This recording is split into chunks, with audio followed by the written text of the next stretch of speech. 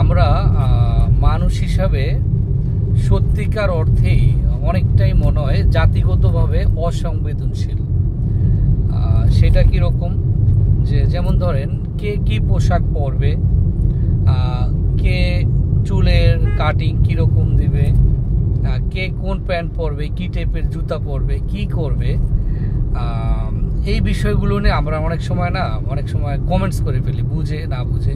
দেখেন, প্রত্যেকটা মানুষ কিন্তু আলাদা, তার বেড়ে ওঠার পরিবেশ, প্রেক্ষাপট, তারপর আপনার তার বড় হওয়া পারিবারিক প্রেক্ষাপট, এক একজন মানুষের কিন্তু এক এক রকম। আপনি কিংবা আমি যেই পরিবেশে বড় হয়েছি, আমার সাথে থাকা বা আমার পাশে থাকা কিংবা আমাদের প্রতিবেশী যারা বা আমাদের সহকর্মীরা, দেখা যায় কাছের কেউ হয়তো সেই পরিবেশে বড় হয়নি। আপনি আমি যেটা নিয়ে চ্যালেঞ্জ অনুভব করি, আরেকজন সেটা খুব ইজিলি পেয়ে গেছে, তাই না? তো কোনো মানুষের সাথে না সত্যিকার অর্থে কোনো মানুষের তুলনা চলে না। আমরা অনেক সময় দেখি রাস্তাঘাটে বের হলে, আরে তুমি এই গেঞ্জিটা কেন পরছো, এই কালার শার্ট কেন গায়ে দিছো? আরে ভাই, এটা তার লাইফ, তার চয়েস। সে কোন ড্রেস পরে, একজন মানুষ কোন ড্রেস পরে স্বাচ্ছন্দ্য বোধ করবে, এটা ব্যক্তিগতভাবে সম্পূর্ণ তার স্বাধীনতা, তাই তো? এগুলো নিয়ে আসলে কে কমেন্টস করতে পারে? যেমন ধরেন, একজন মানুষের সাথে হয়তো আপনার বা আমার 6 মাস, 1 বছর পর, 5 বছর পরে দেখা হয়। সে তো একটা মানুষের কতটুকু আপনার আমার বিষয়ে জানে, সে কতটুকু কথা বলার অধিকার রাখে। আমি এই বিষয়গুলো প্রায় সময় খেয়াল করি। যারে একজন বলতে শুনে যে তুমি তো মোটা হয়ে গেছো, তুমি তো কালো হয়ে গেছো, হ্যাঁ, এই টাইপের কমেন্টসগুলো না এক প্রকার বুলিং, ঠিক আছে? কে কি কাজ করবে, কোন পোশাক পরবে, কিভাবে চলবে, এটা যার লাইফ, তারই চয়েস, তারই ডিসিশন। এটা নিয়ে আমরা এই কথাগুলো কে বলতে পারে? যে পরিবারের সদস্য, যে মা বাবা, যে ভাই বোন, স্ত্রী, ছেলে, সন্তান, একদম খুব আপন কেউ বা এমন কেউ যে আসলে তার বেড়ে ওঠার সাথে প্রত্যক্ষ বা পরোক্ষভাবে সংশ্লিষ্ট। আমরা অনেকেই লেখাপড়া করেছি, কিন্তু আচার আচরণ, তারপর কথা বলার ধরন অনেক সময়ই অসংবেদনশীল। আমরা মনে করি যে এই বিষয়গুলো নিয়ে কথা বলা বা বলে দিলাম একটা কথা, এটা আমরা মনে হয় যে আমাদের কিছুটা হলেও সত্যিকার অর্থেই সচেতন হওয়া উচিত, যে আমরা একজন মানুষের পার্সোনাল লাইফ সম্পর্কে কতটুকু কথা বলা উচিত। ধরেন একটা লোক বিয়ে করলো, হটেভার, এটা একটা এক্সাম্পল দিচ্ছি, যে সে কাকে বিয়ে করলো, কেন বিয়ে করলো, এই বিয়ে করা তার উচিত হয়নি, হ্যাঁ, এটা করা উচিত হয়নি। ভাই,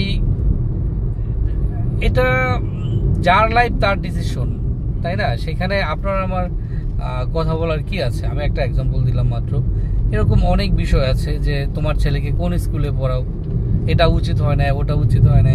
আরে ভাই, এটা বোঝার জন্য তার জ্ঞান কি পর্যাপ্ত না?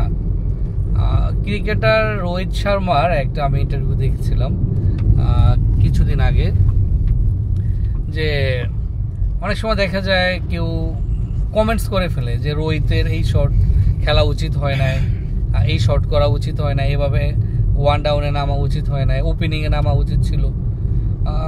তো রোহিত শর্মা একটা ভালো অ্যান্সার দিচ্ছে, সেটা হলো যে খেলতে খেলতে অনেক বছর হয়ে গেছে, অনেক এক্সপিরিয়েন্স গ্যাদার করেছি, হ্যাঁ, এটা তার বক্তব্য, যে কখন কোন জায়গায় কিভাবে খেলা উচিত এটা যে ব্যাটিং করে সে ভালো জানে।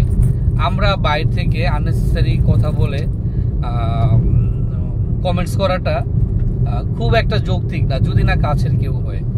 আমি বলি না যে কারো সম্পর্কে কোনো কমেন্টস করা যাবে না, নট লাইক দিস, বাট তার সম্পর্কে কতটুকু বলার অধিকার আমরা রাখি, পারিবারিকভাবে, সামাজিকভাবে, রাষ্ট্রীয়ভাবে, ব্যক্তিগত সম্পর্ক কতটুকু বা ব্যক্তিগত সম্পর্কের গভীরতা কতটা, সেটার উপরে ডিপেন্ড করে। যেমন ধরেন, এই মুহূর্তে আমি যাচ্ছি, আমার পাশে আছে মান্না ভাই।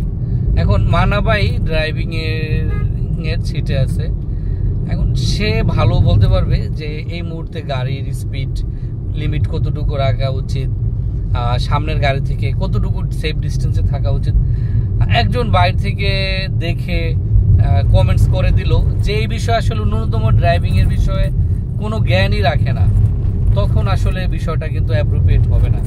যিনি ড্রাইভিং করছে তিনি ভালো জানেন, ঠিক আছে? তো আমি এটাই বলতে চাচ্ছি যে কারো সম্পর্কে কোনো মন্তব্য করার আগে, সেটা তার পার্সোনাল লাইফ হোক বা প্রফেশনাল লাইফ হোক, হোয়াট এভার ইট ইজ, যে তার সম্পর্কে কতটুকু বলার আমরা অধিকার রাখি, কতটুকু বলা উচিত, কতটুকু বলা যায়, এটার একটা মাপকাঠি থাকা উচিত।